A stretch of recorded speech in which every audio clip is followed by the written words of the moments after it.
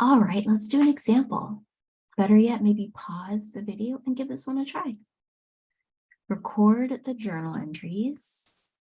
Record the journal entries for issuance, interest payment,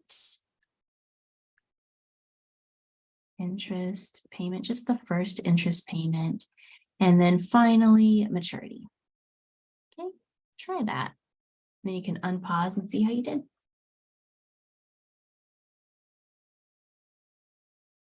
All right, our first one, issuance. To record issuance of bonds at 100. Okay, so if you read through the chapter, you're going to see that when we express the selling price of bonds, we express it as a percentage of par value. So when it says at 100, they mean 100% of par value. This is your par. That just means the cash that we received was equal to the bond's par value. So 200,000. Lovely.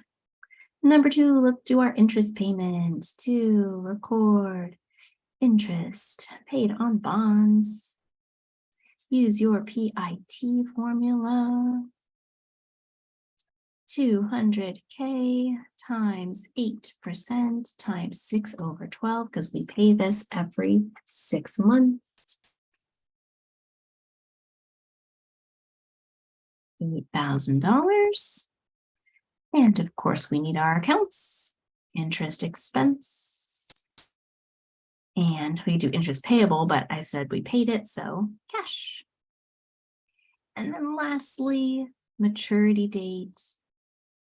Remove the debt, decrease your cash by the par value, and you are done.